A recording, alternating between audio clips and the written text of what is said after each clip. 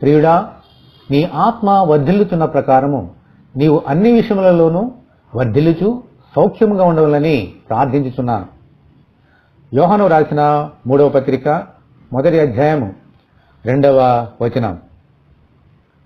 తానున్న స్థితిలో అలానే ఎప్పుడు ఉండాలని ఎవరు కోరుకోరు. ఇంకా వర్ధిల్లాలని, ఇంకా సౌఖ్యంగా ఉండాలని కోరుకుంటారు. దేవుడు కూడా తన బిడ్డలు అలాగే వర్ధిల్లాలని, సౌఖ్యంగా ఉండాలని కోరుకుంటున్నారు.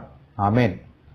అన్ని విషయాలలో ఇలా ఆశీర్వదింపబడాలి అనంటే ఏమి చెయ్యాలో ఈ వాక్యములోనే దేవుడు తన ఆత్మ ద్వారా చెప్పారు. ముందు మన ఆత్మ ఆయనయందు వర్ధిల్లాలి. మన ఆత్మ ఎంతగా వర్ధిల్లితే అంతగా అన్ని విషయాల్లో వర్ధిల్లగలుగుతాము. కాబట్టి ఆత్మలకు కాపరైన మన ప్రభువుకు మన ఆత్మలను అప్పగించి ఆయన చెప్పినట్లు నడుచుకోవాలి.